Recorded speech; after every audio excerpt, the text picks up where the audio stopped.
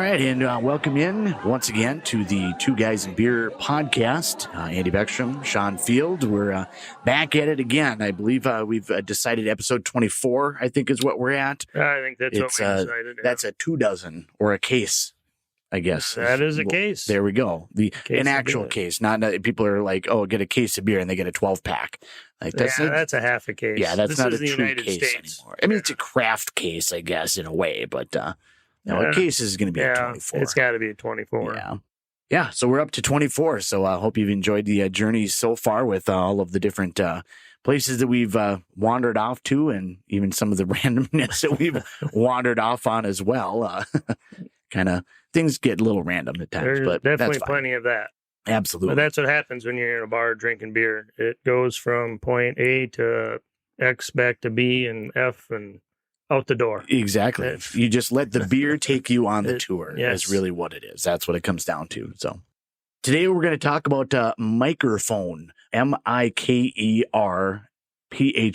So microphone, not microphone, like these guys, like microphone. So Mike. Little bit different. It's a brewery out of the Chicagoland area. It's I believe Elk Grove is the actual location.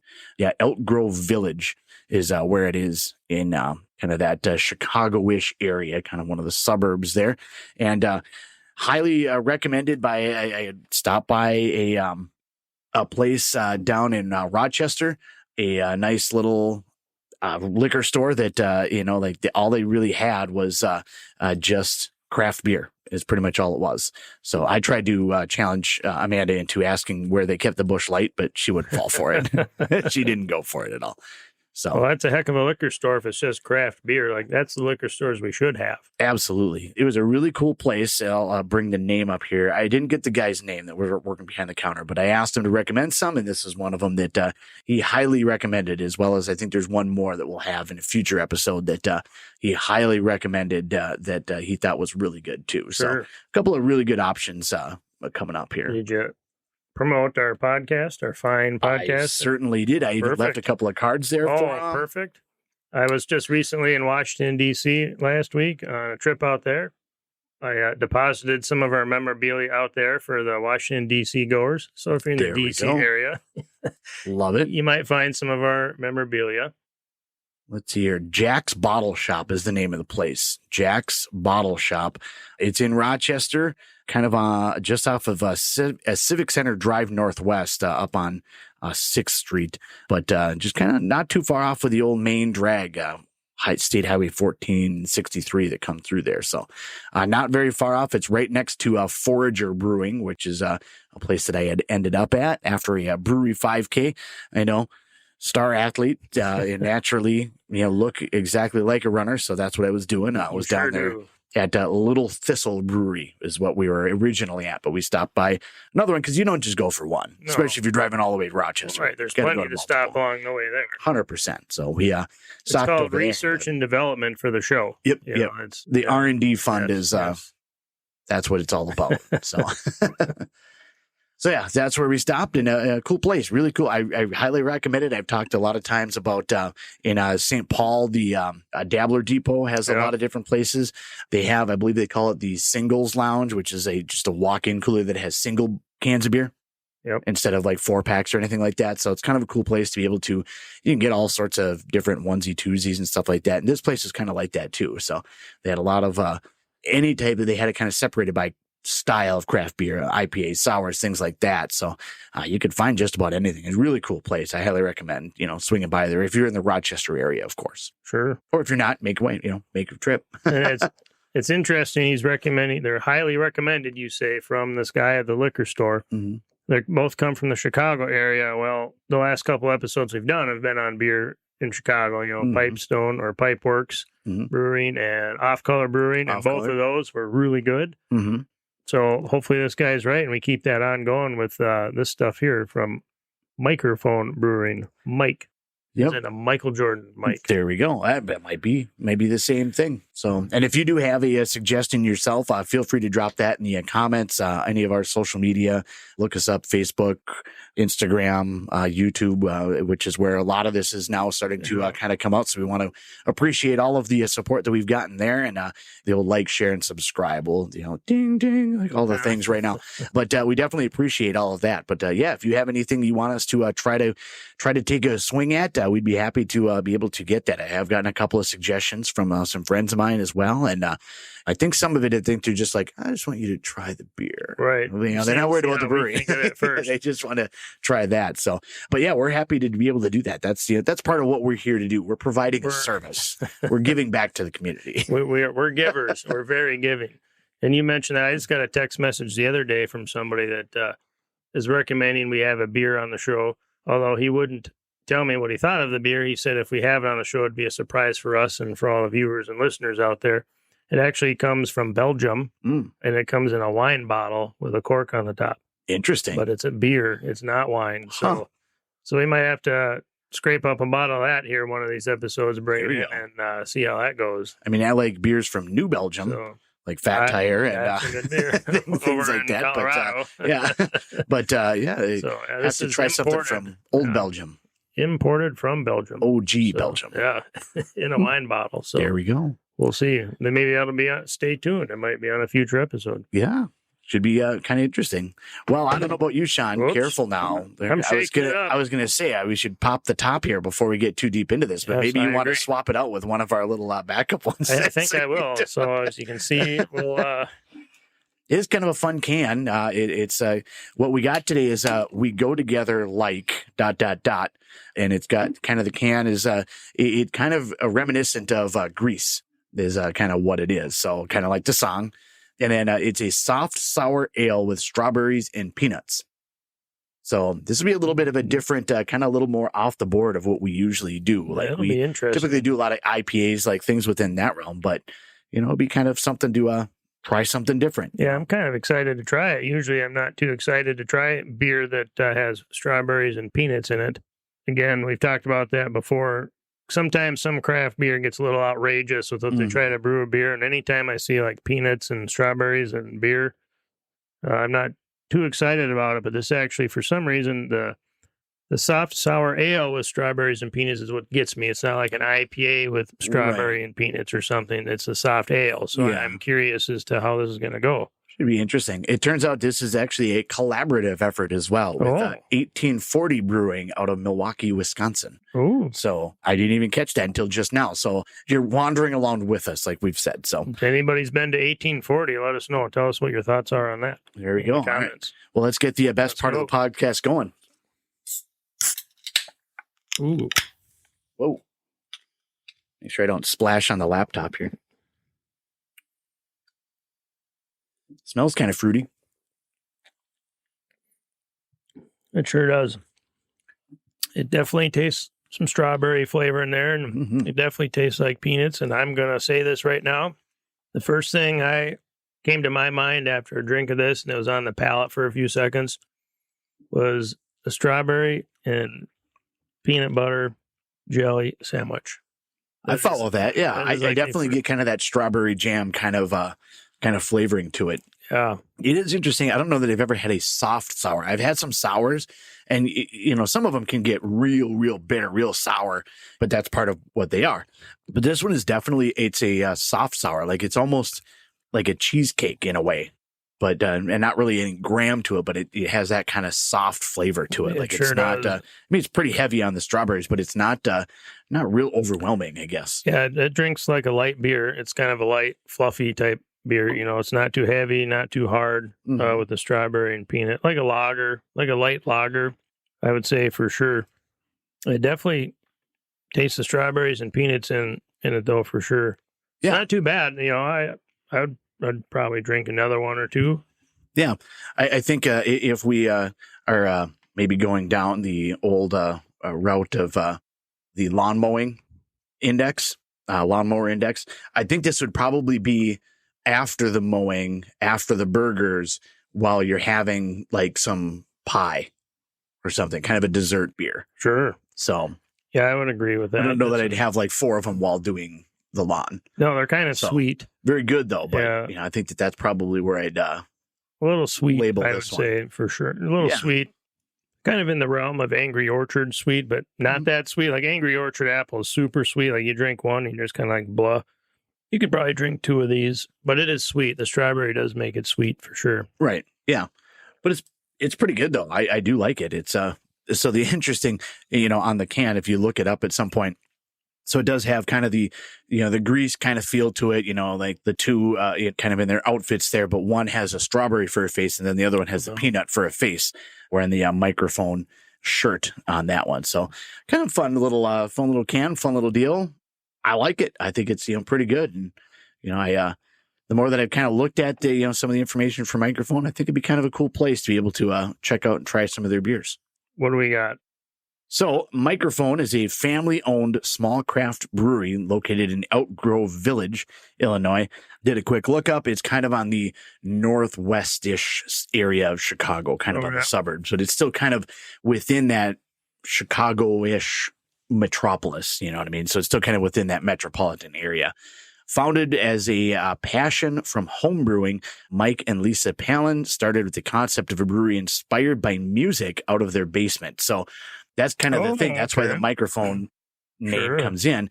They are very big on live music. They do a lot of live music there. They like to try to kind of weave it in with what they're doing. A lot of their beer names, we'll kind of touch on those here in a little bit. That's right up our alley. You and I both love live music. So absolutely. That would be perfect. Mm-hmm. It'd be great. So that's something that they kind of focus on. So beginning in 2015, they brewed and released their first commercial beer. That same year, Mikerphone Brewing was awarded Best New Brewery in Illinois by Rate Beer, as well as one of the best new breweries in the world by Beer Advocate magazine. Now, I know Beer Advocate magazine. I haven't heard of Rate Beer, but Beer Advocate magazine, that's a pretty big, that's a little bit pretty well-known one for sure. It's pretty big. Music and flavor as their inspiration, Mikerphone continues to produce high-quality small batch beer, including everything from classic styles that push the boundaries of what beer can become, which I would think that the soft sour with strawberries and peanuts definitely kind of fits in with what that is. So, kind of a cool deal. Mikerphone Brewing, craft beer inspired by music. That's interesting. Some of the awards that they got, 2021, gold medal for Sir Blends-A-Lot. Oh, that was at the U.S. Open Beer Championship. Perfect. That same year, that same U.S. Open Beer Championship, they also got the silver medal for She Blends a Lot. So they had Sir Blends a Lot and She Blends a Lot. Interesting. That both won. 2020 gold medal at the FOBAB at Sir Blends a Lot. 2015 Best New Brewer by Rate Beer, as we mentioned before. Same thing from Beer Advocate. Let's see here. 2014, first place in the specialty beer category, Bell City Winter Warmer Competition with 'Tis the Season, a French saison brewed with orange peel and ginger. So they won 3 different things during that one: an imperial stout and a sourpuss, a sour brown ale. Which I don't know that a sour brown ale. That'd be interesting. That might be interesting. It sure sounds like they really go after the flavor though on there. Yeah. With the one you just mentioned with the ginger in it and stuff like that. You had ginger before. It's a powerful heck flavor. Of a flavor. Yeah. So, yeah. And then trying this soft sour ale with strawberries and peanuts here, you can definitely taste the strawberry. Definitely taste the peanuts. So if they're doing ginger type beer, ginger's pretty powerful. It'd be interesting to give that a whirl and kind of see how that fits in while you're brewing beer with the other ingredients. Yeah, no doubt. Yeah, it'd be very interesting. So let's see here. What else do we got here about them? So that's kind of like the long and the short what they have kind of on their website. They do have a tap room in the Elk Grove Village. They have Industry Monday, 3 to 9. But otherwise, they're closed on Tuesdays and then got, some decent hours, noon or 11 a.m. to, a little bit later on Wednesday, Thursday, Friday, Saturday, and then short hours on Sunday. So a little bit of kind of a nice little mix there, but open, more often than not. They encourage you to stop on in. They do limit you, however, to, let's see if I can find it, 60 ounces of draft beer per customer per day. I did a quick little Google search. That ends up being about 2 liters of beer. So, wow. I'm glad they're putting a cap on that.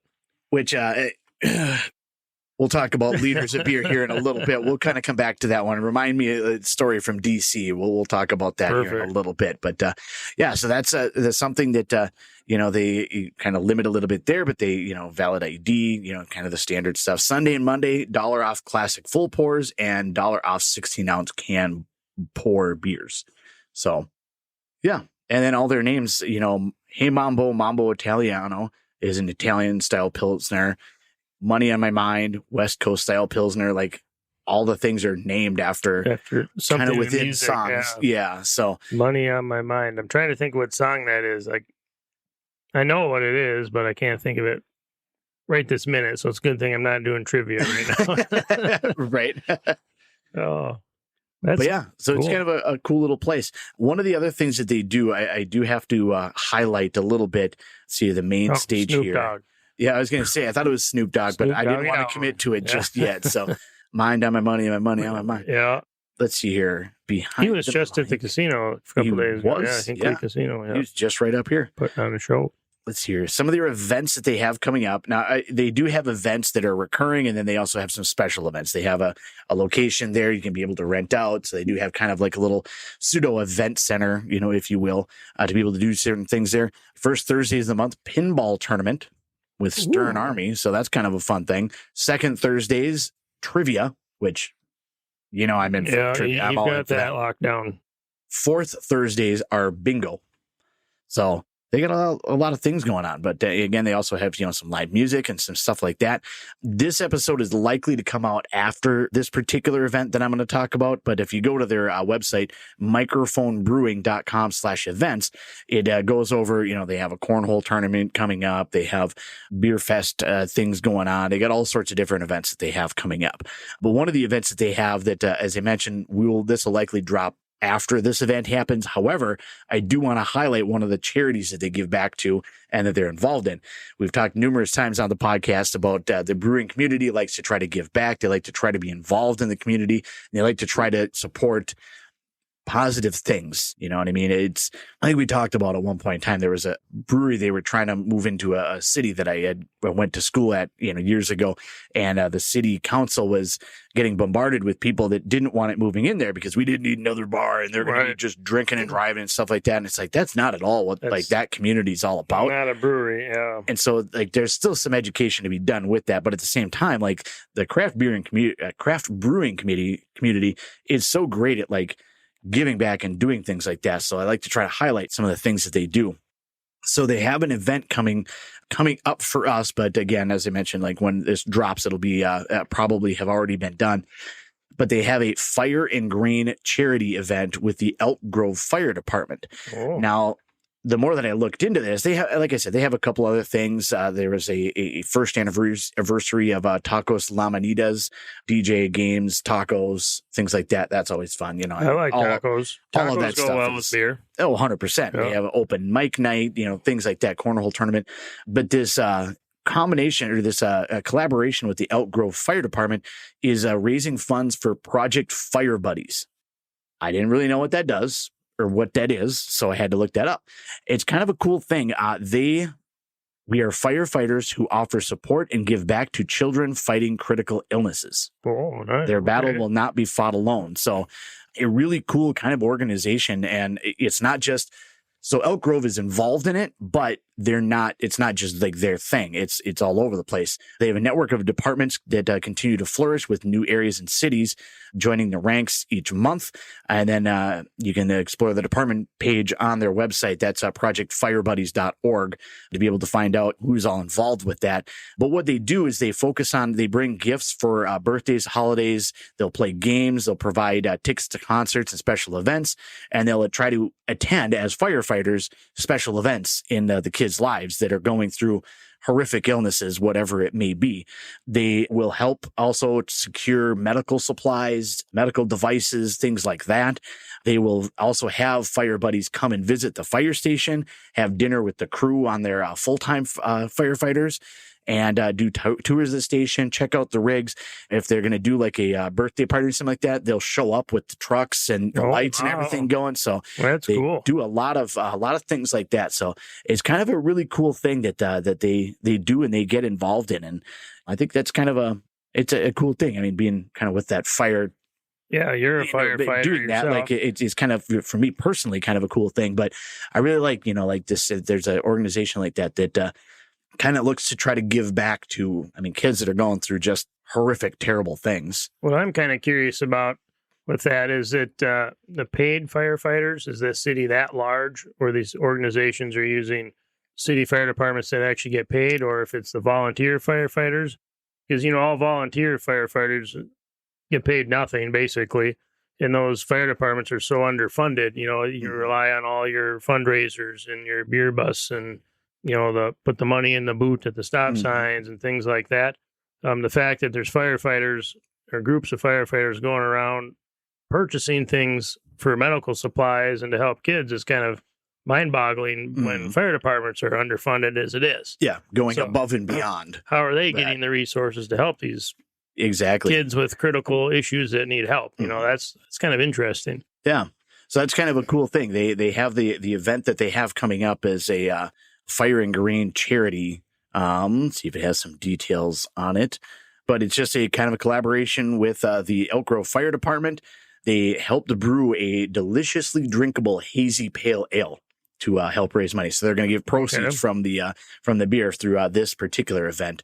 But they're going to have a fire truck bounce house, face paint, things like that. And there's also a food truck that's going to be out there too. So kind of a cool little thing that they're going to have out there for that. But I also want to highlight, like the projectfirebuddies.org, just kind of a cool thing that you might be able to donate to as well, whether you go through the brewery or if you just want to donate directly to it, or if you want to find out more about it. I think it's kind of a cool thing to be able to do that. And like you said, taking time out of their already kind of taxed time to a certain extent to be able to do more. I'm guessing that a lot of them are from the career fire departments, the full-time fire departments, but Minnesota especially is actually one of the most underfunded. They have almost across the board, almost all volunteer. Sure. There's very outside few. Of what, Minneapolis and St. Paul. There's only Duluth. There's only a handful of. I think it's. I don't remember all of them, and I'm sure Amanda judged me for not knowing all of them. But St. Cloud has mostly career, but they do have kind of a mix of them. That's a fair amount of them do. They have duty crews, or they'll have people that are assigned to it, but they're not necessarily like full-time doing that. Otherwise, a lot of cities like Cambridge and Asani, kind of locally, they'll have like one full-time, like one of their 3 chiefs will be a full-time person that will be there for some administrative things, but also be there during the day to be able to take some of the medical runs and kind of take some of the heat off of having calls go out all the time. Sure. So there's some of that, but otherwise, as far as like full-time, you're talking, like you said, cities of the first class or Minneapolis, St. Paul, Duluth, Rochester, kind of long and short. There's not a ton of them in the state of Minnesota. So, but you go to other areas, if you go through Florida or Illinois or things like that, like the bulk of them are career fire departments that have a lot of full time, which is kind of cool to be able to see, and it a lot of opportunities to be able to get into that career and be able to do some things like this. But I'm sure, like I was saying, some of it is going to be some full-time, some volunteer kind of intermixed with that. So it's not going to be maybe the whole department. So to your point, it is still like they're still doing another job and volunteering and now also giving back to the community, doing something like this. So very cool kind of deal. So, it is very, very cool that people have time and the dedication to do that and the willingness to do it too. You don't see a lot of that anymore in today's world. Not too many people are selfless anymore, you know, to volunteer their time to do that. Yeah, it's definitely seen in a lot of different things, especially, volunteer firefighting. Nobody wants to volunteer. Nobody has the time to do it. That's probably one of the biggest things. Life is, I don't know, maybe it's just because I'm older, but life seems to get way more busy now than it ever was before. And so, having that time to be able to donate to that, seems tougher and tougher for everybody to be able to do it. Yeah, I think I think everybody has time. You have time for what you want to make time for. So if you really want to do it, you make time for it. If you really want to go play beer league softball, you make time to do it. If you want to make a podcast about drinking beer, you make time for it. You make podcasts on drinking beer. So it's people's priorities are different. They're not about community and helping out your neighbor anymore. It's selfishness, me, I. I'm not doing that. I'm not doing this. You owe me. Government owes me. I'm not doing that.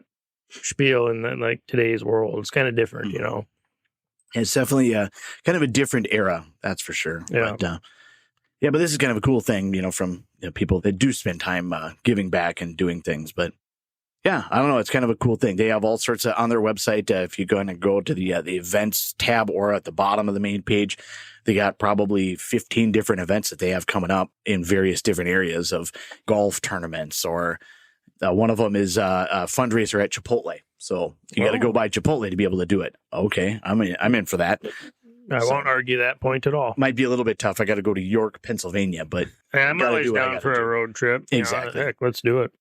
They probably got a brewery or two out there too. I'm sure they do. I was just out in Pennsylvania a week ago. There we go. Why not go again? Let's see. Brentwood, Tennessee has a dodgeball tournament coming up. So yeah, they got all sorts of events all over the place. So kind of a cool thing. So check that out. projectfirebuddies.org. And then, of course, the mikerphonebrewing.com. Again, MIKER instead of the microphone like you would normally have with this. It's a little different spelling, but that's Michael Jordan, do, Mike. So. Mm-hmm. I want to be like Mike. Like Mike. So yeah, that's kind of the long and the short of kind of what they got going on. You can visit them again, Elk Grove Village. Make sure you bring your drinking shoes if you're going to get after the old 60 ounces, the 2 liters of beer. But, it's definitely something that they, have options for. They have, let's see, what is it? You can send party inquiries on their website as well. Family friendly and dog friendly. So bring the whole crew. They do have some small snacks and then food trucks on the weekend. I wonder if they have pretzels from Von Hansen's.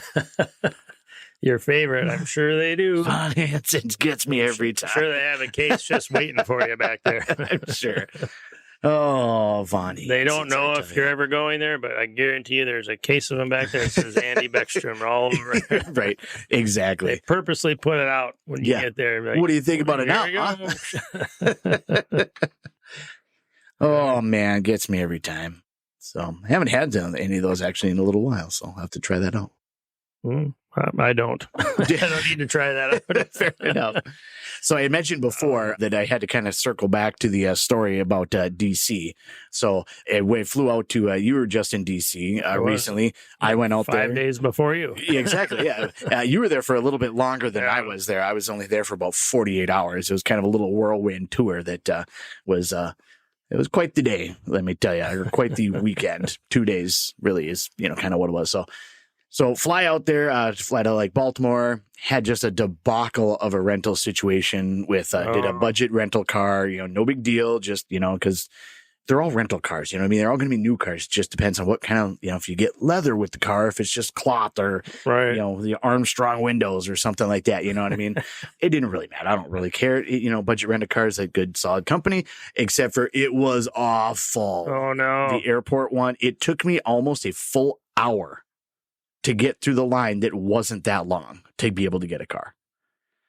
The car ended up being nice, and it actually worked out really well because they gave me a minivan. That was not necessarily the intention. It was kind of a dealer's choice kind of thing. And that's what they gave me. And I was like, oh, great. Wait, no, I think this is going to work out. And it did work out. I'll explain why. I finally eventually get there, drive like hell because I'm already late because this took so long now or whatever, and had to take like a shortcut through Emmitsburg. Not Emmitsburg.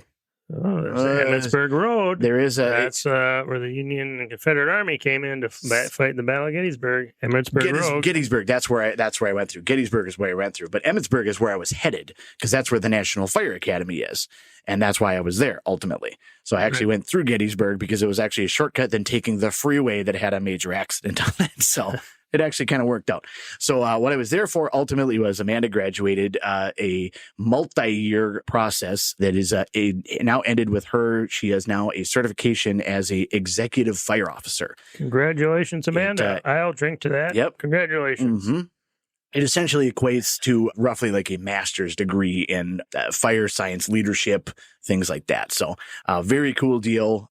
A lot of really cool people that I met with this group that they're very prominent full-time fire people from all over the country. Men, women, chiefs, captains, like all sorts of different levels, go to this. It's very tough to get into and very tough to complete because not all the people that she started with completed the entire thing. Some of them even got all the way to the final section and then dropped out at that point. No. So it was definitely a challenge, and it was definitely quite the thing, but I think that she would probably say that it was still worth it. So I think that it was a cool deal. So, and it was a fun ceremony to be able to go to, and they announced all the names and brought everybody up there, and they got a thing, and the assistant U.S. fire administrator, I think that's her title, was there to be able to hand out the certificates, and so kind of a really cool thing to be able to do that. So, and out of the entire country, I think there was like 24 people that graduated this round. So it's not like there's a lot of people that do this. So it's like I said, it's hard to get into and it's hard to finish. So, but I think it was a 2, almost 3-year type of process to be able to do this. And she'd go out to Emmitsburg for a week or so and then come back and then have homework on homework on homework for months and months and months, and then go back out there for, a week or two and same thing over and over and over. Sure. So over the course of this process, she also got connected with a group of, people that they're kind of their core group that they would hang out with. You know what I mean? They'd go out to dinner and they'd go to the bars or whatever it is that was from around the country. Yep. They were doing the class. Okay, yeah. So they all would go to Emmitsburg every time at that academy. But one was from California. One was from Iowa, Idaho, like all over the place. I think one of them that would hang out with them, I think she was from Arizona. Like all over the country. Sure. So, kind of a nice cross section of, people from all over the place. Yeah. There was a group that was also a couple, he was there. His wife came same as I did, but he was from, I think, I'm going to say South Carolina, but I'm probably going to get a message saying it was North Carolina, but it was one of the Carolinas is what we're going to go with. So, but very cool people, a lot of fun. So that's where the minivan actually kind of worked out really well, because originally they were kind of scrambling because we had all set up hotels in DC instead of staying at the fire academy. Just everybody trucked down to DC, be able to kind of hang out and celebrate that night. And then the next day kind of check out DC and go out to they had set up a really fancy dinner at this really, really nice restaurant. And so they were kind of scrambling on who's going to drive it down and who, all sorts of details with that or whatever, because it was 4 or 5 people and all their luggage for, they were there for about 2 weeks this time. So kind of a lot to try to be able to figure out. And I'm like, here I come to save the day with the minivan. And so everybody piles in there. So it was a great time. Got to kind of really get to know those guys. They're really, really cool. And when we get down there, we find this really cool German craft brewery brew hall kind of thing. Nice. I'm failing to remember the name of it though. This is where I fail at see if I can find it real quick here. German Beer Garden. Dasha. There we go. Okay. Dasha Beer Garden. Very, very cool place. It ended up being, it's like a little less than a mile from our hotels. Everything was walkable. We drove down there and dropped the car off, which let me tell you, the car was nice and the drop off for budget was phenomenal. The guy that we talked to was super nice, very helpful. And he's like, if you're looking for an Uber, McDonald's right over there. There's about 10 of them that are sitting there waiting because it's a drop off for car rental. So, they just know that people are going to be looking for a ride. So it was super easy, super quick. That part went really well. Check-in counter for BWI. Terrible. I already gave them feedback. Don't worry about it. Nobody has to go after them or anything. Anyway, so we get, this all set up and, it's a walkable. We get at this place. Well, they serve beer. You can either get a pint or you can get a boot. It's about a liter. So it ends up being 30 some ounces or whatever. So like a liter. But it was one of those where you definitely had to, if you've seen Beer Fest, you had to turn the thing to be able to not get the air bubble. It's very possible that one of the guys may or may not have had that happen to him twice. Oh, no.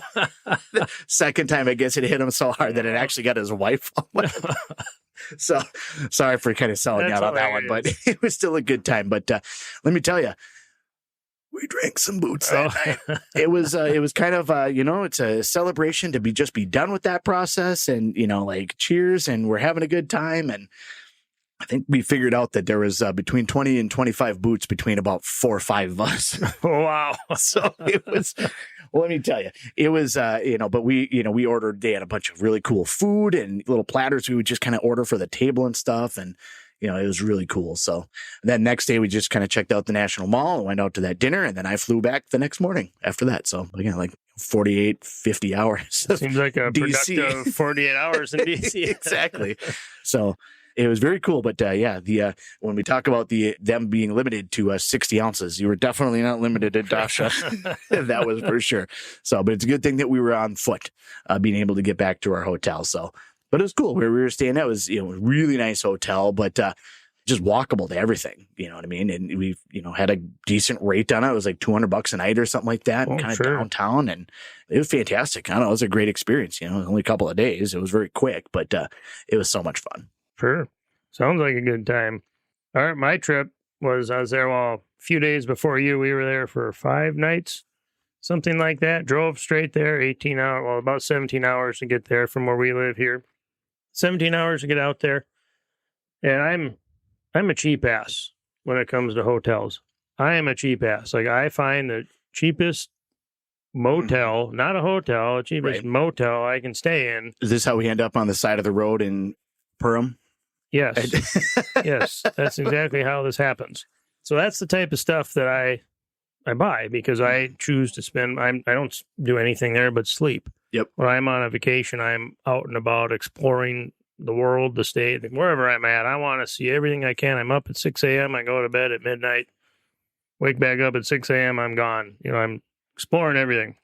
So, you ever been to D.C.? If you don't stay downtown or close to that National Mall in that radius, that 1 mile radius, D.C. is a trash hole. Mm-hmm. What you think it would be the best place in the world since, that's where our government is and we're supposedly supposed to be the best, most powerful government in the world, Well, they are within that little. Yeah. So D.C. is not the greatest place. So we stayed, the first motel was in Alexandria, which is about 7 miles from the Capitol and National Mall area. So we roll in this budget host motel. I'm like, all right, we're here, 17-hour drive. Check-in was terrible. The guy didn't speak a lick of English. Okay, fine. We finally get it figured out. Tammy's like looking at me like, seriously, this is where we're staying? And we've stayed in some motels and whatnot. Get into the room. It smells so bad. I've never smelt a room smelled so bad in my entire life. It smelled like people have been smoking in there for 100 years. And there's been no smoking for how many years in every state and places like that. The walls were yellow. The ceiling was yellow. Tammy wouldn't even shut the door on this motel. So people are walking by. I'm like, we're going to get murdered in here. You leave the door wide open. It stunk so bad. The fridge was covered full of white stuff on the top, all down the side. Little 2-cushion love seat in there. There was stains all over it. There's cigarette hole burns in the bed. In the closet, somebody must have been cooking meth or something in there because there's like flame marks on the walls and burn marks on the walls. Oh, back in the living room, there's like a bullet hole in the wall that somebody looks like they stuffed a tissue in the hole, like a little tissue coming out. They repaired it. So Tammy's looking at me and I'm looking at her and I'm like, yeah, let's go to bed. Not really. Even for me, I'm like, what the hell are we doing in here? Tammy's looking at me. I'm just laughing. I couldn't stop laughing. She even took a picture of me. I was laughing so hard. And we never fight. We never argue. And she was like, I'm going to risk a fight here. Our first ever fight. We're not staying in this fucking place. Right. Like, well, what do you mean? I'm like, just bouncing on the bed. I'm like, this is great. So needless to say, this was the shittiest place I've ever seen in my life. It was the dumpiest place. There's bullet holes in the walls. There's fires going on in the closet. Stains, smells. It was gross. So we ended up leaving. So we start on that whole process, and I use Expedia a lot, and I'll never use Expedia again. Expedia sucks. Fuck you guys. And I've been using Expedia for 15 years, so I have all these one-key cash saved up. And I'm like, all right, fine, we'll finally use that. And it was almost like $400 and some, and we'll get a different room. Fine, no big deal. Go to book the room. All of a sudden, out of nowhere, it goes to a different email address that I've never even made an account with Expedia through, even though it is my email address, but I've never used that email address for anything related to this. Right. They didn't use my one key cash. Get to the hotel. Now I see him charge $500 for this room. Shouldn't be, because I should have been able to use that cash. Spent hours on the phone with Expedia. I was on the chat. Tammy was on the phone. My Expedia account was wiped. They said due to inactivity. I said, inactivity? I have 3 pending trips on there, one of them being Germany. Right. And now I can't access that? Well, prove it. because there's some morons in India answering these fucking phone calls. You can't get to anybody. So I'm getting super pissed. I'm sending them screenshots of my credit card that was charged for the Germany trip and stuff, and a trip in Iowa for a NASCAR race and all this stuff. Like, what, I'm sending you these confirmation numbers and itinerary numbers, and you're telling me you don't have it? What am I going to do here? You know? Right. Yeah. So it definitely changes a whole lot of things. I went on and on about it, and they're basically, prove it. No, this doesn't happen. This doesn't work.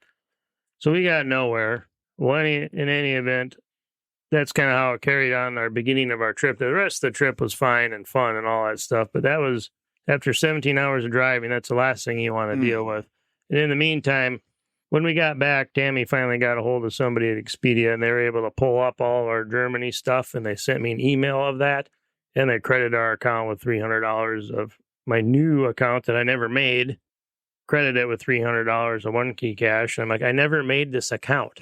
This is the one I've used for 15 years, you know? Right. But they claim I closed it myself. Like, no, I didn't. I wasn't even in any screen to close it, you know, and the previous people were telling me they just wiped it due to inactivity. I mean, you guys need to get your story You're not even telling the same story. like my wife has an Expedia account, and she doesn't even use it. She hasn't used it in years, but hers works just fine, so it's not due to inactivity. Yeah. They just didn't want to help, you know, and it was literally 3 or 4 hours. If we could get rid of this credit. Yeah. We were literally on the phone for 3 or 4 hours. That's not an exaggeration. That's no joke. It was literally that long. And my wife is super persistent. Let me speak to a supervisor. Let me speak. And they would just put us on hold for 30 minutes and then pick up like, oh, you're still there? Yeah, we're still freaking here. You know, we need this information, you know? Right.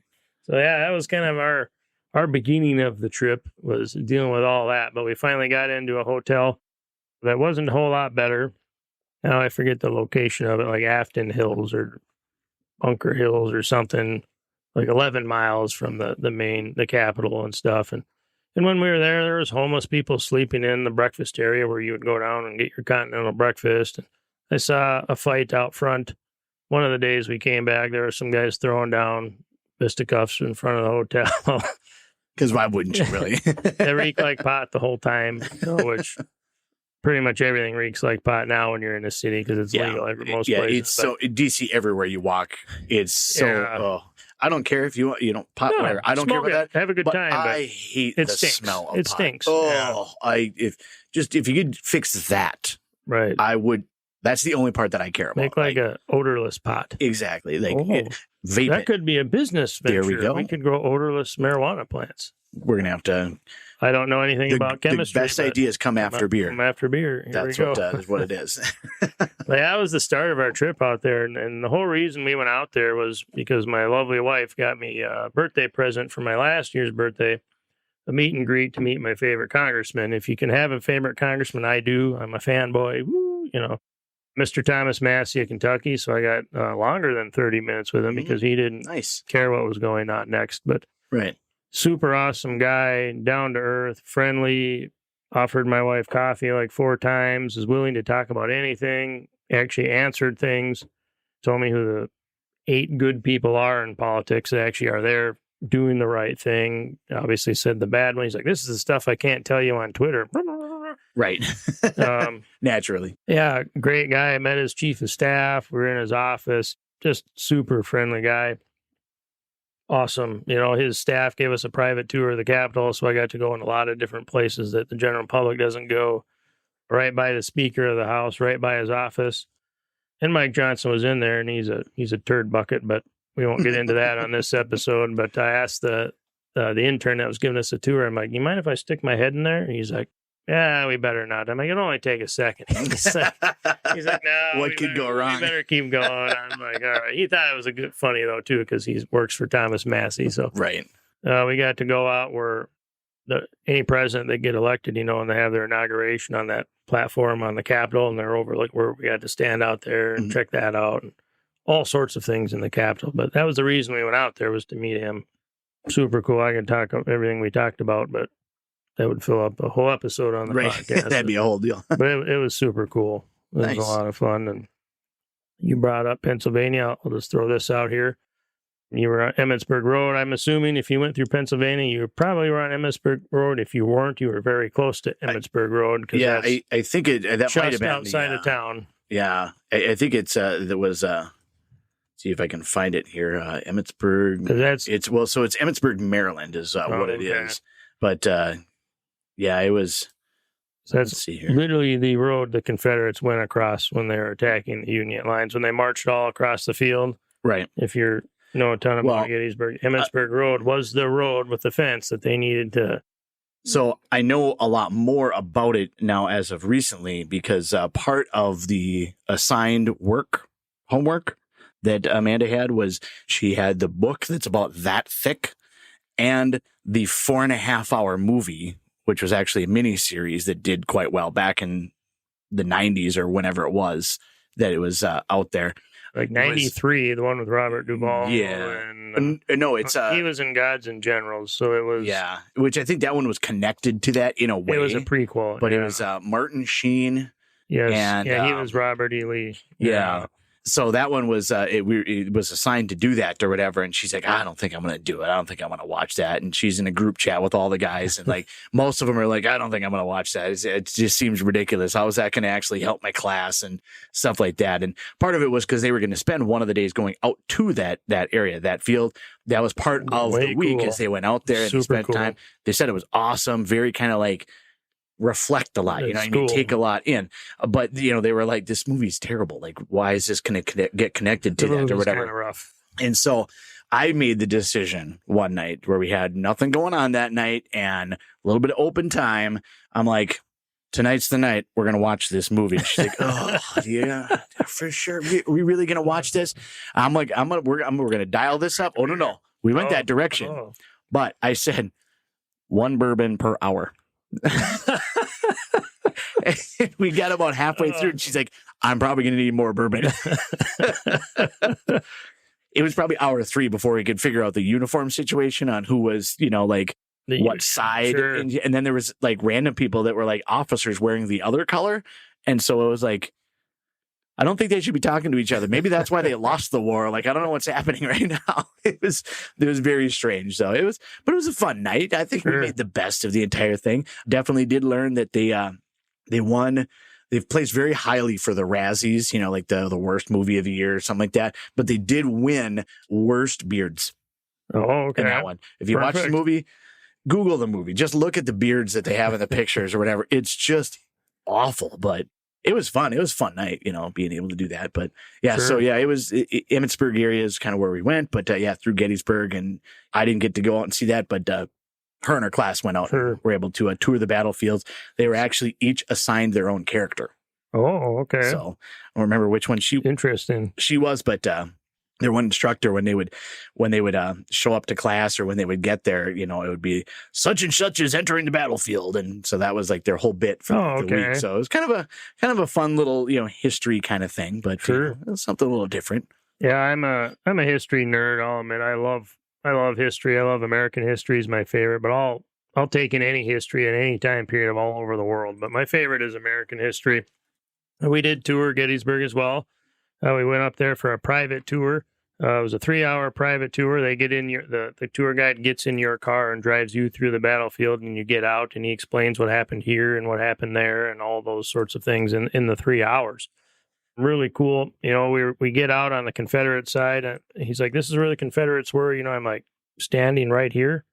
Right here. They were standing in this wood line right here. He's like, yeah, they were all right here. And I'm like, wow, I'm standing where they were standing. He's like, General Lee was over there on his horse watching the battle unfold. So he went over there.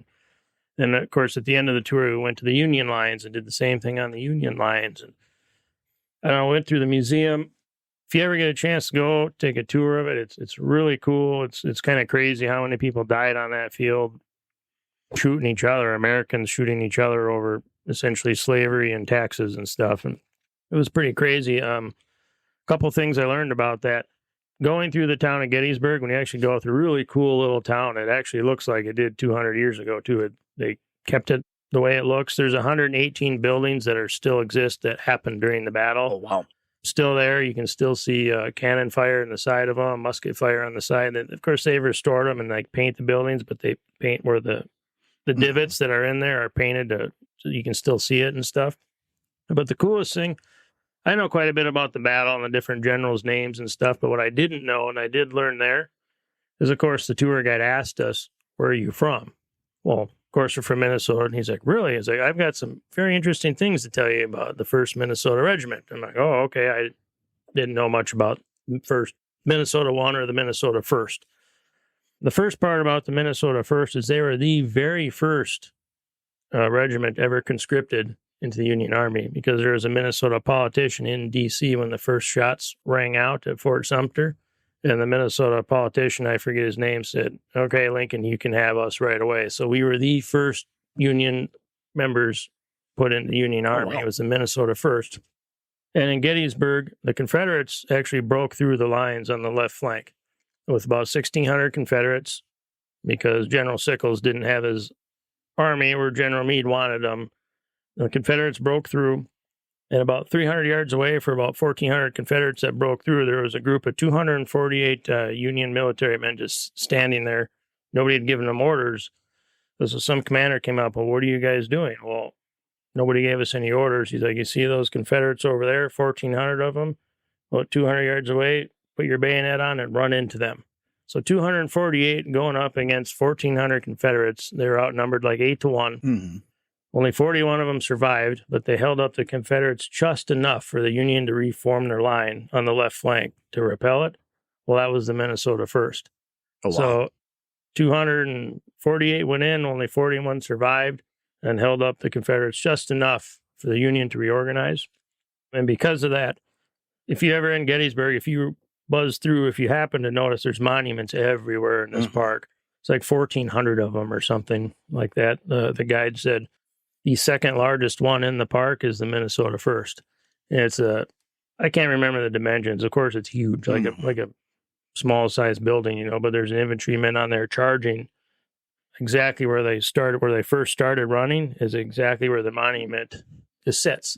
So that was really interesting, the Minnesota history, that we played a pretty pivotal role in the Battle of Gettysburg anyway. So it's interesting to be able to learn some of that stuff. And that's the type of stuff, like if you go out there, like you can learn a ton of stuff from the guides.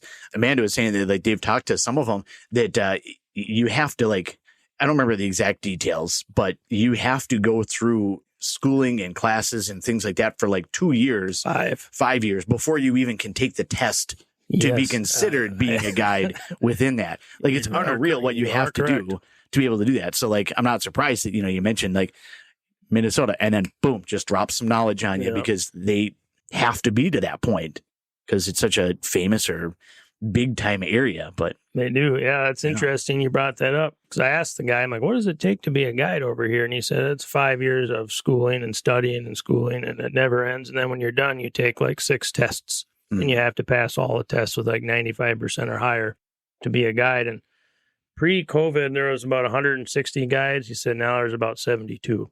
Because naturally, they're all older people. Yep. I mean, there's not a lot of history nerds out there. I mean, there are, but usually they're older people. They're not typically the younger crowd because they're busy doing other stuff. But he said the first test in about 3 years that they're allowing to get new guides is this year, finally, this fall. Oh, wow. So they haven't even been allowed any testing to become one of these certified guides in 3 years. So they're definitely hurting for guides. So if anybody is that interested in American history, specifically Gettysburg, go out.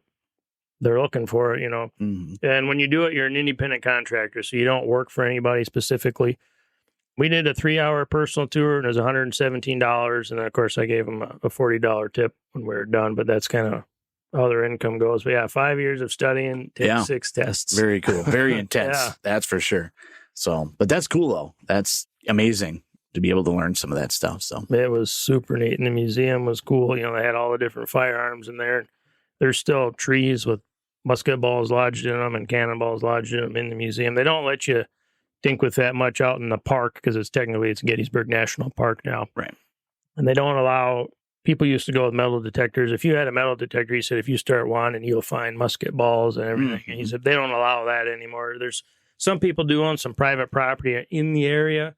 Some of those people let them do it on their land, but like in the park, they don't allow any of the metal detecting or any of that stuff anymore. But super cool. It was I was on cloud. I'm just like, oh, I bet, like those little history nerds, getting my nerd on out there.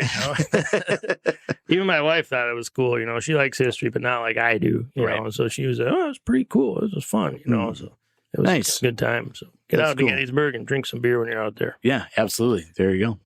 So, yeah. Well, You got anything else today? Otherwise, I think we got kind of the long and the short of microphone and. The history of DC and Gettysburg.